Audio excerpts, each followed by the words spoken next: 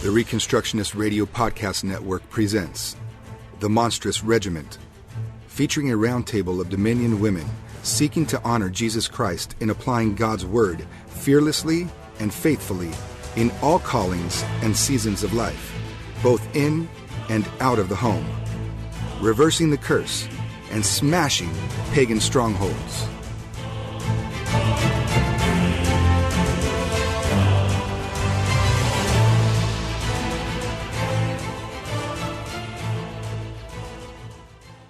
Hello, everyone. My name is Becky Robinson, and I'm here with my good friend, Toni Kolb.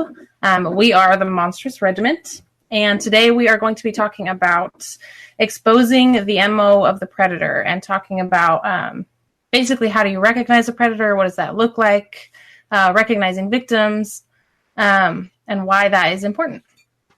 Yes. Yep. And I wanted to take a moment to just mention that I feel like a lot of people won't even want to listen to the podcast once they see the title. And I think part of that reason is because we've allowed fear to dictate us. And sometimes that can look like one of two things. Either we let fear dictate us to the point that we're obsessed about and fearful of everything, things that we should heed, things that we shouldn't. We're just fearful of everything. Or we just choose to ignore everything, the inconsequential and the things that should be heeded, because we're afraid. Ignorance is bliss. And so honestly, those two things are very selfish, and we become a hazard or like a potential victim, or we pass on our fear to other people, and those two things are not good. That's just selfish.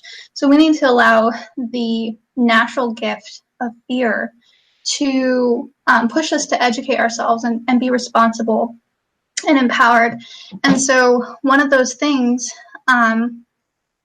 looks like being educated on what a predator looks like, what his modus operandi is, and the behavior of victims. So some people might still ask, like, well, why are you concentrating on the tactics of predators? Like, isn't that kind of weird? Like, why would you research that? And I think a perfect answer is given by Jimmy Hinton in his article about his pedophile father. And he says, until we start teaching people the specific techniques abusers use to keep others blind, we will never be able to prevent abuse effectively. And his article is called Why Sexual Abuse Goes Unnoticed, and that's at jimmyhinton.org. So we are responsible in preventing abuse. I think a lot of people probably know about Larry Nassar and his abuse of more than 200 women and children.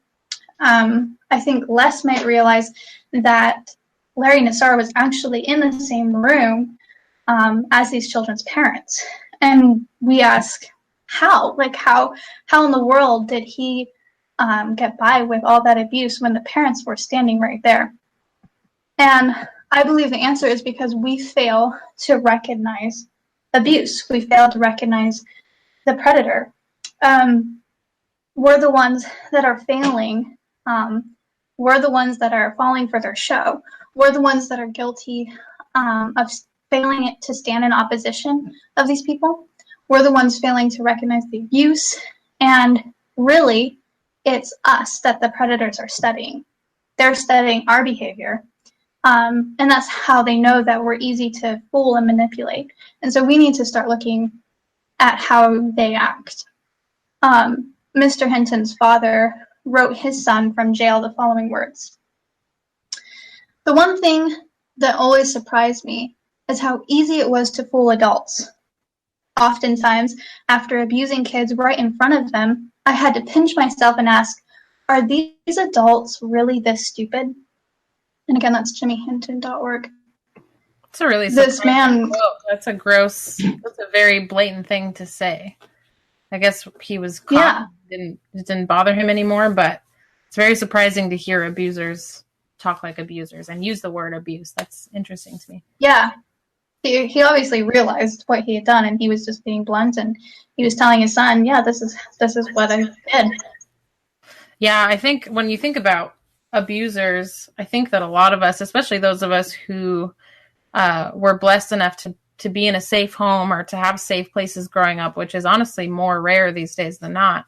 Right. We expect predators to look like villains, we want them to have like a look or something that's obvious, and we don't expect it to be, even after all of the things that we've experienced and seen, we don't expect it to be the pastor, the youth pastor, the uncle, the babysitter, they're just, that's the insidious part of that evil, is that they're just people. They're just people in everyday life. And every time something like this happens, people always ask those questions of how did you not know? Why didn't you see it? Why weren't you paying attention? And so I think that's why this is important, is recognizing those things in normal people. Because you're right. We've stereotyped what a predator looks like, and we are thinking, the creepy looking people in our minds, what we consider creepy, when often they're like Larry Nassar, they're the doctor, or like you said, the pastor. People in like safe positions. Right. Yes. There's a tweeter, his name is Wade Mullen, and he recently wrote about predators, and he said, the flattery, the testing of boundaries, the objectification, the abuse, the denial of intention, the appeal to cultural norms, the justifications are all too common within a culture that enables and overlooks abusers. And so we have to ask ourselves, why aren't there any boundaries? And that's really honestly our fault for not recognizing the tactics of predators. One tactic we find with most abusers is that of taking advantage over their victims' helplessness and supposed weakness. It's really common with authorities, like you were talking about. So like the father, the coach, the pastor, the doctor, the grandpa, they will take advantage over helplessness. A friend recently told me a story about how her neighbor was always flattering her kids, always trying to get them to come play in his yard, play on his swing set, all this stuff. And who he really talked to, who he really pointed all of his flattery towards, was her youngest child, who also had some handicaps. And he went after her. And thankfully, they're no longer in that situation. But the point is, he went after the youngest and the most helpless. And that's really common. Right. Women are often more vulnerable than men. And so women throughout history have been typecasted as intellectually, morally, and emotionally weak, which isn't true. But the ancient philosophers proved this by... Go ahead. Did you say something? No, sorry. Okay. It's hard because sometimes my own voice comes back to me and I think you're talking. And I think I'm talking over you. Yeah, no, you're fine. Okay. So the ancient philosophers proved this by showing women's inferior physical strength compared to their own brawn and testosterone. Right. The same arguments are now used in the spiritual sphere, claiming women are weaker and therefore are more easily deceived, and that they must be kept silent and they can have no role in leadership. And this is because the ultimate predator abuser hates the strength of image bearers of God and knows quite well that women actually make mighty warriors, which reminds me of Kyle Stevens. She was a victim of Larry Nassar. And in court, she told him, perhaps you have figured it out by now, but little girls don't stay little forever. They grow into strong women that return to destroy your world. I love watching her in court just because she had learned that she actually wasn't weak, even though her abuser had told her this from the age of 5 years old. Yeah. And she realized she did have a voice, that she could use it in a powerful way. But unfortunately, many victims continue to believe their abuser's lies, that they're worthless and weak and helpless.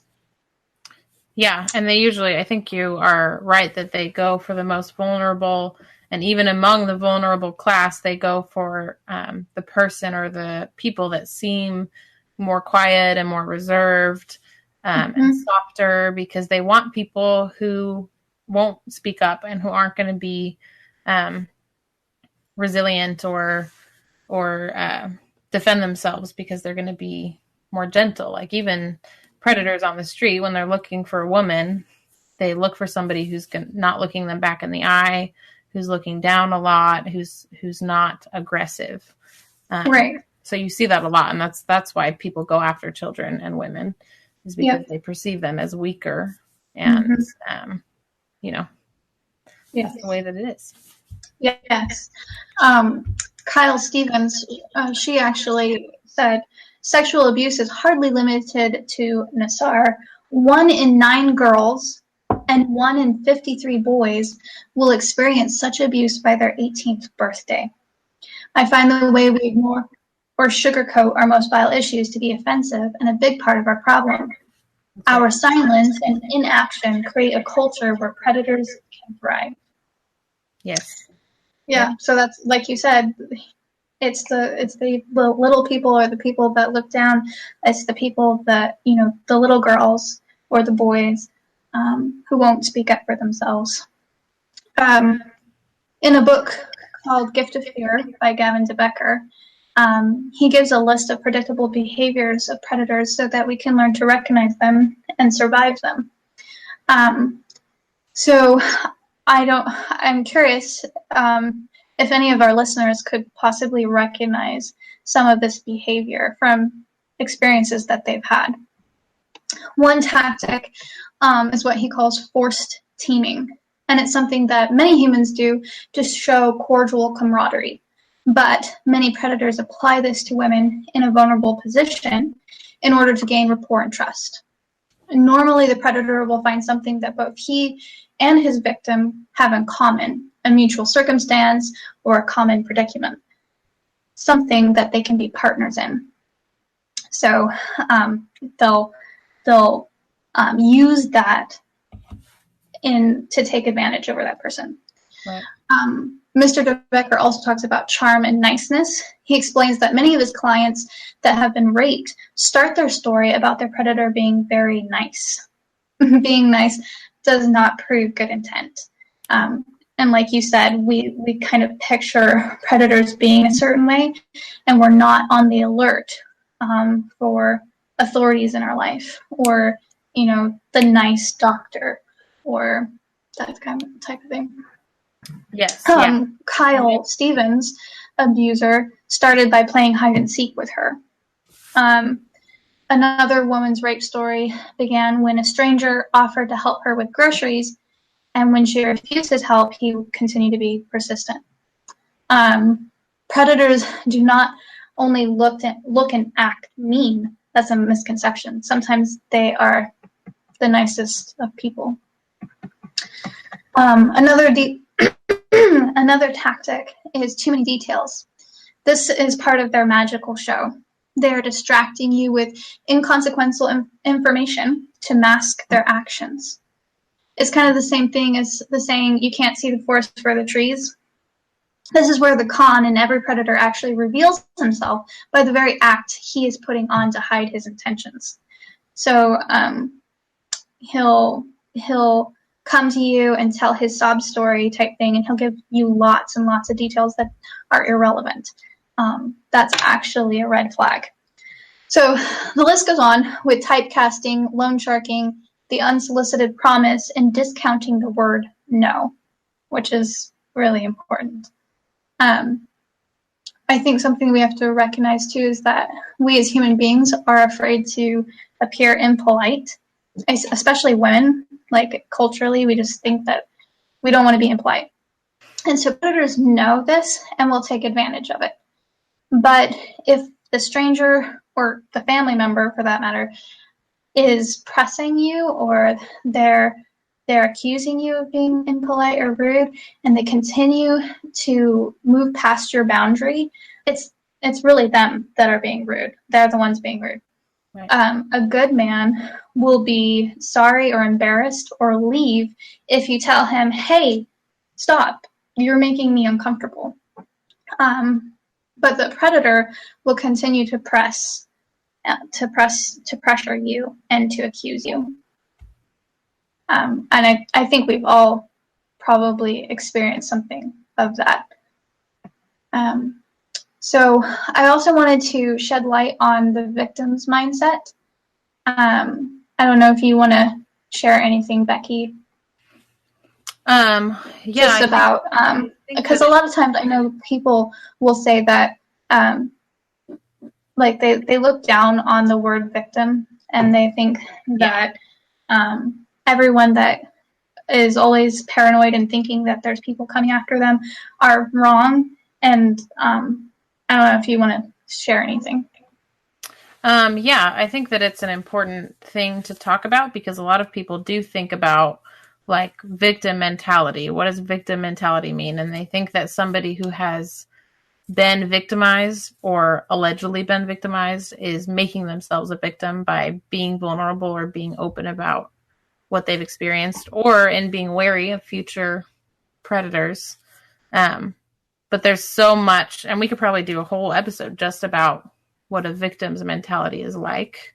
Like a true somebody who has been victimized, not somebody who perpetually lives as the victim, but somebody who's been assaulted or been abused, and what that feels like to them. And I've seen a lot of it, in my own family or friends or people I love or people you read about and stories that come up in the news. Sorry, we got interrupted for a brief minute by technical difficulties, because Toni is cursed. Yep. By witches.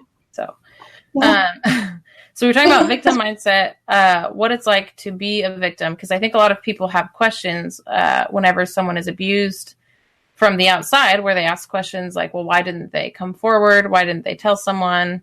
Why didn't they stop it? Because they could technically run away, call the cops, tell their parents.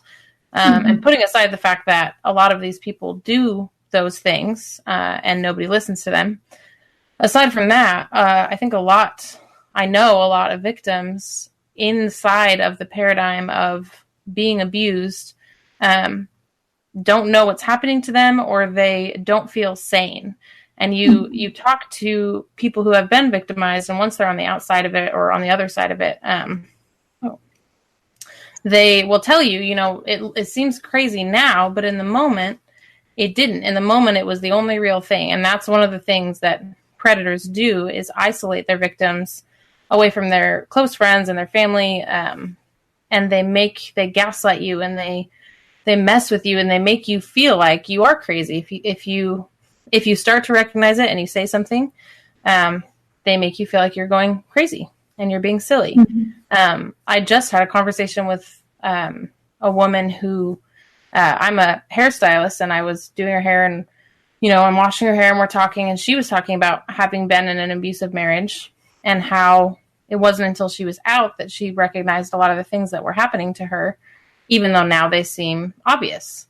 And that's consistent, I think, across the board for victims. Like, I didn't know this was happening, because inside of that time period, you feel very, very alone, and you don't know what's real. And that it's a very, very scary, lonely place to be, where whether you're a child, a lot of children, it starts when they're very young, and they don't know any better, and they don't know what's happening to them. But even as an adult inside of an abusive relationship, or being held captive by an abuser in whatever context, you just don't. It's like being in prison. You don't know what's real. You don't know how to reach out.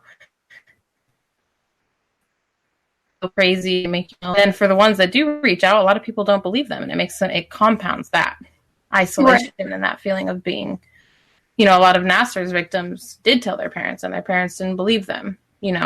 Or women do come forward and they talk about what's happened to them, and everybody has horrible things to say about it. And It's just a very, very isolating thing. So I think that you have to be really, really sensitive and compassionate about what it's like to be a victim and to be so alone and to not know up from down. It's a scary thing. We have to remember that we have a healthy mind. And so we, with a healthy mind, can ask, well, why wouldn't the victim say something? Right. But we really can't project our own state of mind on a victim. Right. Right. It's not healthy. They're not in a healthy place. Predators are very, very good at choosing the time and the place and the method. And they get you alone and they prey on your weaknesses and they make you feel like you are going insane. So you just, like you said, we have a healthy mind and a healthy perspective and we are in safe spots, but they haven't been. And sometimes it's been their whole life that they haven't been. And just imagine what that would be like. It just would be maddening. Yeah. We're coming from a place of security and a sense of worth. And they don't even consider themselves to have any rights or to have any value.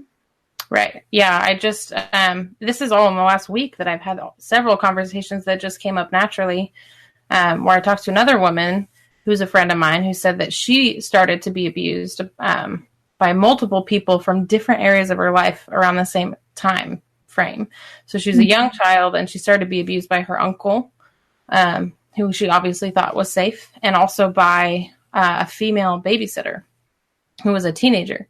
And so for her, it's two different pockets of her life where she was the vulnerable child and they started to prey on her, and she didn't know, she knew in her heart, deep down that it felt wrong, but she trusted them, and it began a whole series of events in her life that were very damaging and awful because she didn't know. She just didn't know. She was a child. She was very small and she had no idea. She was already in a bad place, and they took advantage of her trust. And just imagine what that's like. And especially from multiple spots, that she said in the conversation, I thought that was love because my uncle, this other person who's unrelated to her uncle, I thought that that's what love looked like. So. Right. Yeah. Well, and I think often predators will lie to their victims and tell them that their worth is measured by what they can give to their owner or their abuser or their pimp or, whatever their owner can get out of them. Right. That's where their worth lies. And so a lot of, especially young people, fall for that. Yes. Yeah. And they and the shame of that. And sometimes the predator uses the shame as well. Yes, for sure. Yeah. To keep them in check and in their spot. Right. So it's unfortunate that many want to take away the legitimacy of a victim's abuse because of the seeming free will of these victims. Right. But we have to remember that they've been groomed for this process, and that a lot of these victims have been manipulated and their minds are twisted and molded by evil people. Right. Yeah. There's a story that was just told to me by a foster care worker, and this girl had been beaten with a belt and a buckle on the belt by her aunt all her childhood. And this foster care worker was trying to convince this little girl that that wasn't normal and that wasn't right. And the little girl was like, well, I did something wrong. And the foster care worker was like, that doesn't mean that you deserve to be beaten and scarred with a belt. There's also, I was just reading about a former prostitute. Her name's Madison Graham. And one of her quotes, she said, I was Dennis Hoff's personal assistant and publicist for 3 years, and I was also prostituted in his brothels. In the beginning, I believed the myths about how the women in Hoff's brothels were there by choice, and how the women, but not the pimps or Johns, were in control, and how they were safer in brothels than on the streets. Slowly, I came to realize nothing was further from the truth. We were all constantly told how lucky we are to work for Hoff and Suzette Cole, how fair and honest they were. It was just like brainwashing. And when you hear this over and over, critical thinking is impaired and you ignore the obvious. You just nod and repeat the lies. So that's exactly what we're talking about. And so we're talking about when, victims being silenced by their predators and victims being actually ignorant that they're being abused. And this is why many abusers and rapers and manipulators walk freely in our society. Their victims have failed to recognize the abuse, and so have also failed to acknowledge their abusers as anything but an authority in their life. And that's why we have to recognize them. Right. Yeah, I think that's one of the most important parts, because you hear a lot of people who they had never heard it before in their life until they were out or they were free. And it was such a liberating experience for them to hear other women or children or men say, that's exactly what my predator did to me. And it a lot of times is the same figures, the authority figures, uncles, dads, pastors. And it's almost like a playbook of how to abuse people, and talking to those people and hearing their shock and relief at how many other people were in those same situations, because they were so isolated. They had no idea. What was going on. And then they hear later on, oh my gosh, all these other people have been through the exact thing that I've been through. And it's important to talk about, so that people in those situations can start to see, slowly those behaviors and before, to help them get out of it, so that they're not having to realize it only in retrospect, Right. Yeah. Which is a perfect example of that is Rachel Jeffs. She was the daughter of polygamous cult leader Warren Jeffs. And she said it took her a long time to understand just how wrong her family situation was. I have a quote here, and she says, "For a long time, he made me feel like it was me, that I was bad, that it was my fault. So now to come out and realize how bad it really was, and to find out that he could be put in jail for things he did to me, wow. If I'd have known that as a child, that would have given me so much strength and made me feel like I should tell, or that I'm not the bad person. To actually come out and have people support me, it's been really healing for me." Yeah. And can I still hear you, Becky? Okay, I can. I also had a daycare employee tell me that she could always tell who the foster kids were at the daycare. Not to say that foster care in and of itself is a bad thing, but often foster care children have been abused in some way. And she was just talking about how they were always the ones that were well-versed in sexual terms, that she told of one child who would continually draw pictures of people having sex, or a little girl who came to her and told her that her older sister was taking a pencil and inserting it in her private parts.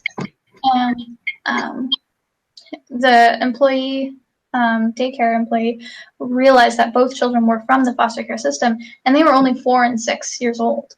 And I think that it's actually way more common than we realize, that there are little people out there that are experiencing this by their authorities, and they think it's normal. Yes. Yeah. It's far more prevalent than I ever realized before growing up. And it starts to be scary, the number of people that you're talking to on a day-to-day basis that are like, oh yeah, that happened to me. That happened to me when I was a child. And it's almost blasé the way they say it, Yeah. I've had that happen multiple times, where someone said to me, oh yeah, that happened to me. I didn't know that it happened to so many other people. Yeah. And it starts to be scary. Yes. Can't ignore it. You're right. The other thing is shame, like you were talking about. Many victims struggle with shame. Many women are told that they were groped because of what they were wearing. There's one incident that I read about where an attacker, who was actually this Baptist counselor, preacher, blamed the woman that he attacked because of her pretty white dress. Another woman told her story where a man followed her into the bathroom and began groping her. And when she cried out, he pushed her and said, "Look what you made me do." It's a typical tactic of predators. They will blame the victim. So also many that escape those situations are living in fear. I know a young person who lives in hiding, even as an adult, because she's fearful that her father might find her and force her to return. One young woman told me that her father, who raped her, had told her that fornicators go to hell, and you're now a fornicator, and she believed him. Right. Another victim of abuse wrote to me and said, "When you are being abused, even just emotionally, you feel like the abuser holds so much power in the world, like they control how other people see you. But when someone pokes a little hole in that illusion, it can't help." And so we need to be willing to be those people that are poking holes in those illusions. Yes. So what we actually should be asking is, why are we silent? Right. Why is the church silent? The people who know better, the healthy, safe minds, that's us. Why aren't we saying anything? Right. Instead, unfortunately, it's the Christians that are sending victims back to their abusers. Right. It's Christians who are advocating predators because, God forbid, a child of God rebel. Sorry, that is pure ignorance. Right. And it's dangerous ignorance on our parts, because rebellion is only as witchcraft when we rebel against God. So we have to use some common sense. And do we really think that God expects us to let other fellow human beings treat us like garbage? Do we really think God sanctions tyrannical pastoral authority? Do we really be able to insult their wives, punch holes in walls because they're the head of the home? Right. And do we really think that the father is in godly character when he pulls his daughter's hair or talks down to them or showers with them because they're the patriarch? And I'm not making any of that up. These are examples, that real examples. People have told me that this has happened, and they've experienced this. And I know you too, Becky, have heard a lot of different people because you're a safe person to go to, where they'll tell you what's happened to them. Yes, yeah. And it's one of those things, like I talked about before, where I was lucky enough to have parents that loved me and live in a safe home, and that was wonderful. And so I didn't know that this was true. And so a lot of Christians that you talk to are just ignorant, and they don't know that this is happening. But that's why we exist, to poke a hole in that illusion, to tell people that this is happening. And more than that, as I've started to talk about it, a scary number of people push back against that. Just us, raising our voice for the voiceless, saying this is happening. How can we help our brothers and sisters? People push back against it with things like, what are they wearing, or what did they do to cause this? And I think it's because the church needs to protect themselves from exposure, even though judgment of God begins in the house of God. They want to protect a lot of things, pride and their own little gods and things like that. So it's just about smashing those idols and tearing the veil off of people's eyes, because this is really happening, and it's time to start talking about it. Yes. Listening. Yeah, listening, for sure. So we ourselves have to refuse to be a victim. We have to believe that we're valuable and that we have worth, and that we have a right to speak out. Yes. That an infringement on our boundaries is inappropriate and it's inexcusable, and it will be corrected by us. So we need to trust our intuition and stand up for our own selves. But we also have to learn to recognize dangerous situations and potential predators, because we're not the only potential victim. There are other people that we're responsible for. And then we have to recognize victims and be bold in standing up for them. And something that Kyle Stevens, the victim of Larry Nassar, was talking about, she was saying that we should take every report seriously. So when someone comes to us and says, this happened to me, you shouldn't discredit that. You should look into it. You should support them. You should help them figure it out. There's too many children out there who have been hurt and were never taken seriously when they went to someone. Yes, and I would add, I know we're almost out of time. I would add quickly that I know that some of the default reactions to things like this, where we say, okay, let's talk about what predators look like, what victims look like, how do we begin to correct this, or how do we begin to help people heal? So it is important to talk about what do predators look like, and that's what we've talked about today. We are not saying anytime you see someone that has these red flags, or that concerns you, or you feel it in your gut, or you see something, we are not saying those people should be instantly accused or taken to court or whatever. We're not talking about that. We're talking about just recognizing things and just, like you said, listening. There is never, ever going to be harm done by listening to somebody who has come to you and shared with you something that has happened to them, ever. Always listen, always soften your heart and love them in the way that Christ would love them. And do due diligence, no matter what, every time, especially with the weaker vessels, but always. And there really can be no harm in that, ever. So, off. We're not saying, we're just talking about awareness and being listened to. Yes. So we educate ourselves, we prepare ourselves, we should know when the right time to just listen, or what time we should be involving the police and that type of thing. And just letting love cast out any ungodly fear. And being strong. Cool. Yeah, we got to close up. But I would close this up by saying, if you are watching this and you need to talk to somebody, definitely approach one of us. My name is Becky. I'm Rebecca Robinson on Facebook. You can always message me and talk to me. We're here to listen and love on you. Yes. And for the Christians who are watching and the observers, this is just, it's time to start opening our eyes and ears. Yeah. Thank you, Toni, for making time to do this and doing all the research. And I know it's a big topic and we could probably talk about it for a lot longer, but we really appreciate it. Thank you for listening to The Monstrous Regiment. We hope this podcast inspires and equips you to go and exercise dominion for Christ's kingdom, terrible as an army with banners.